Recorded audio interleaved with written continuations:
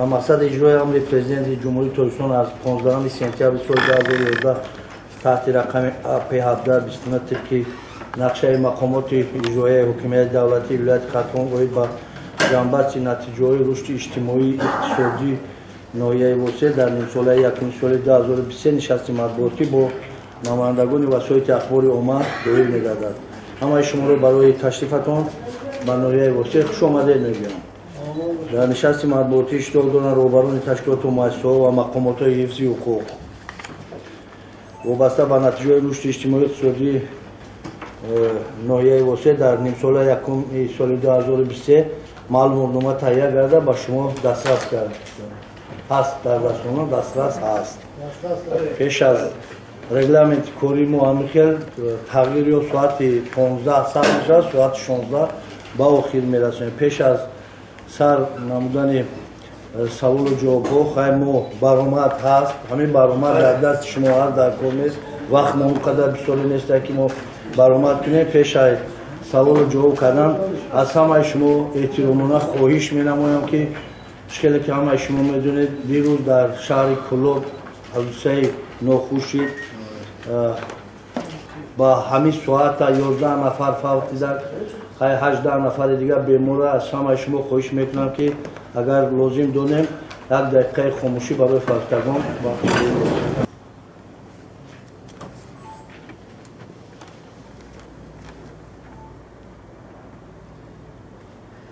مرحمت کنم. همین ثبوت نقشه ها هم از ثبت روز آورده شیگه است که من صحبه که وارد سوال بودم گفتن که تو این روزا چقدر اینه که کشت تراکتوری در زمین های قرآن یوبی کشیده است چقدرش کش نشده است.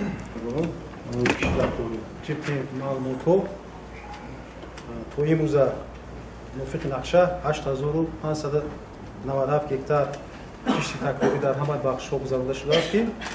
98 از 6% تشکیل میده. در سوال دیگه ما تا امروز موافق معلومات 2680 تونه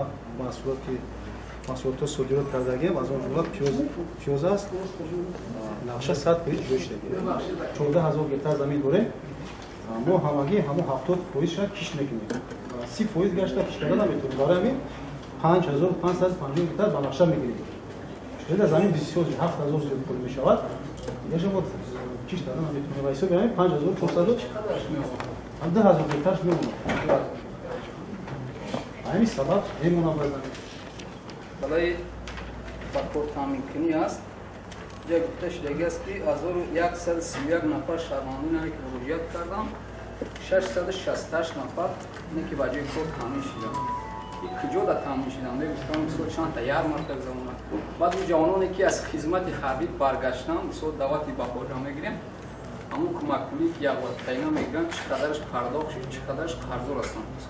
اکید با گرفتن 3 حاصل تا 4 حاصل هم که سبب همونه که ما تو بعض جماعتمون در تنقیصی آب هست. ما نسبت سال گذشته این سال 30% زمینمون نسبت سال گذشته 30% زمینمون با زیادتر آب قطع تامین کرده. ما هم لایحه قطع هم صاحبکارا قطع زیاده از در همین سال 2022-23 زیاده از 24 تا چای آماده کنده. هم آبی نوشاکی هم در خدای رجب آبی پالیزی. سال به سال ما باور داریم که اگر به شرطی که مثال آب قطع پورا تامین کرده بتونیم ما زمین را خالی نمیمونم. بسیار زمینایی که هست ما شودگار کرده بعضی ولایت‌ها میشود که مثال 10 گکتار 2 گکتار همده آب میرسه. ما شودگار کرده پارت زدیم گفتیم 50 سوتیق دام که آب رسه شما کش تکراری کنید. برای همین ما کش تکراری در ناحیه وسطی کسی چکلی که مثال موافق نقشه هست میتونن که بغیر زایم دویم باره چنکی نظارتی میگذارن هم از طرف کمیته زمین هم از طرف پروکراتورا تحت نظارت ما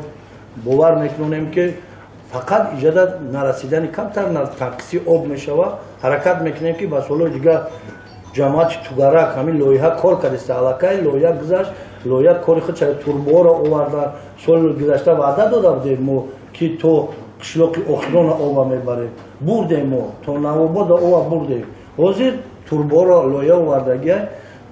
مثال کار کرده است. ما در نام 6 ماه سال جاری 160 نفر با کمک پولی یعنی سربازو تامین کردیم و از همین 146 نفر و سرباز می باشد 6 نفر و اکتشار می باشد 61 از خود کشتن چقدر اجرا شد چقدر مبلغ شما مبلغ نمونده مبلغ 67,850 سومونی ما تامین کردیم قرضداری نداریم 8 نفر دیگه محبوس هم مبلغ داریم همه یعنی در داخلی 160 نفر می‌بینیم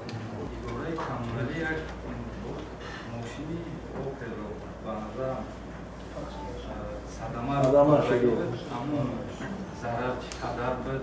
کی برقرار میکنه این سوال در مورد همین دوره خوب پاسخگویی که غیر قانونی است نشست این است که همین سوال چی نشود کی برطرف میشود بررسیش با سردار شعبه کارهای داخلی کارکنان زبایزاده مسئله در سود پیشنهاد میکنیم که طلبات دیده برآمده میشود چند نفر ضرر دیدم؟ 1 نفر بله کجا اطلاع داریم 9 نفر باقی مطمئن خود در 1 نفر جراحت رزمین گرفتگی دیگه ضرر سبک است نسبت حالت مذکور پرونده جنایتی آغاز کرده است ضرری که صدمه شدگی بود کی جبران میکنه مثلا اداره کمونالی و که باید همون کارمند سود معلومه ایشه سلام علیکم. طبق قانون تو شخص از جانب سود گناهگار و جزا تعیین کردن شده هیچ کس همون گناهگار گفتن نمیتونه اگر در رفتیم رافعه سودی معین شود که سبب صدمه خودی راننده اگر حسابی خودی راننده میبینیم اینجا دولت چی داره کارخانه چی داره حسابی هم خودش راننده میشه ضرر کدام مدت پرونده باز شده خیر که 212 میشه قسم شما معین میکنن در قسم دو میشه قسم یک میشه معلومه ولی هنوز ضررش معین میشه کودکس جنایتی جمهوری تاجیکستان حدود ناحیه در حدود شهر که همه باشده شما باور کنید نکنید ممکن نسبت سالهای پیش چندین مرتبه تازگی هم ما خیلی او پرتابو هم تازه کده است موقتی هم باشه تازهش میکنن چی میکنن لیکن خیلی حجت رفتگی ما نظارت میکنیم این در کار این رقم یک ما حرکت میکنیم این کار را بکنیم خود جامعه که تو داره که دیگر نقطه‌ای که از شفافی 5 و که بوی مشافیچه او بی اریگاسیونی این برنامه تا سال 2025 تا سال 2025 که فقط جماعت تو گره کنه با حاضر سال ما سال طرف نو سلبر و واشم ما لیلین یک لیلین دو همه او هم سال 57 کرونه هم خود در نقطه فقط تعمیر جوری میشن تو 25 تا سال 2025 بعد مسئله سود پولی صدماوی که وزیر در مرکزی نوحیه وزیر گوشت خوب همین حسابی نوحیه قد باید برقرار شود یا که حسابی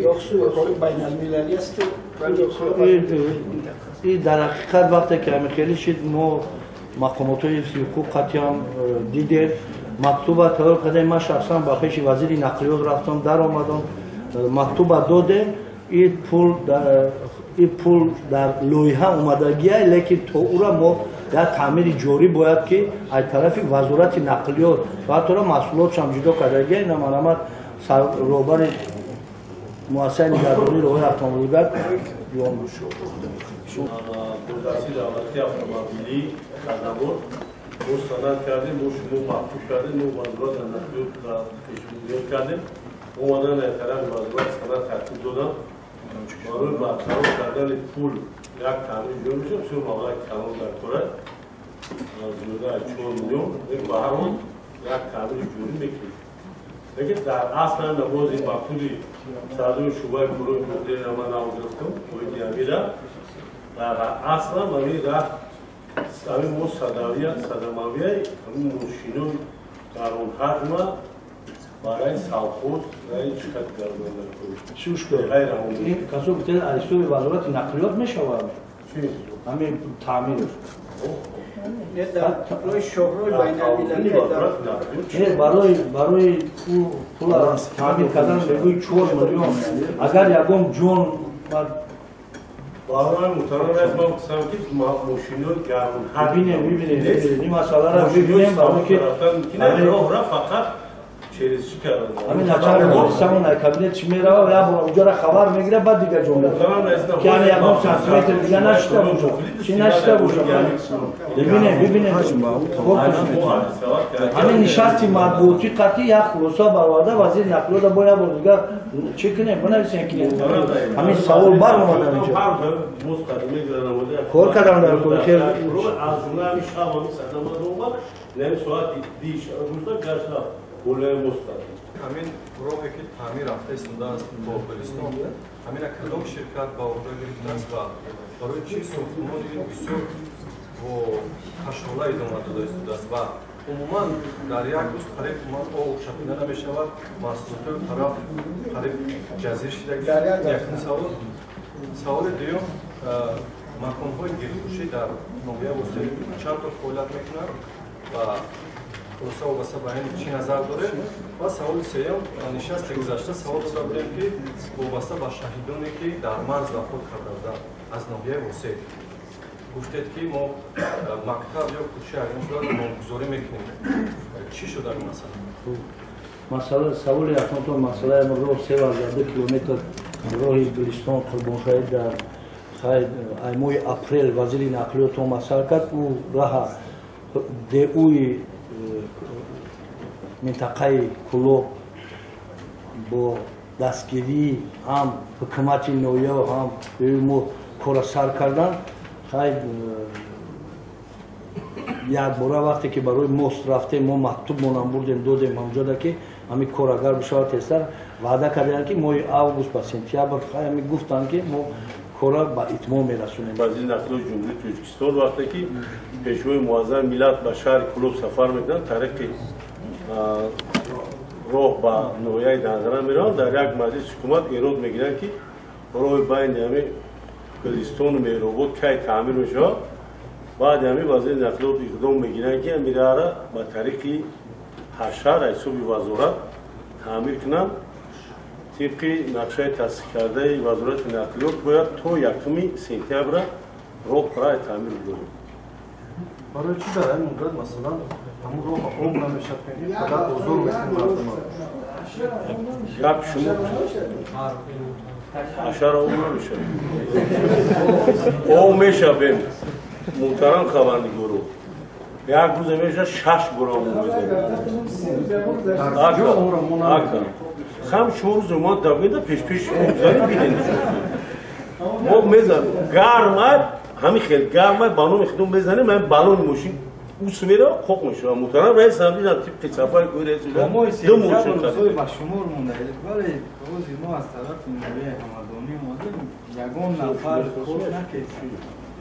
خیلی کار نکرده خوزی در عین زمان در همین رفت 10 تا تکنیکا کارکش ندیم موزیم نشون داد یک تکنیکا را ندیدیم اکا میگم موز بیمونه نشون 10 تا تکنیکا کارکش 5 تا ماشین گراب کشته 2 تا انا یک فول دیگه باشو اوه بعد راجع رحمتی کلوب میره بعد میپرسن از کجا اومدی میگه کلوب بعد میگن در کلوب یگان راه نوکنده دیدی میگه که ها یک تا دیدم بعد میگه در کجا میگه نه میگم که میریم میکنینش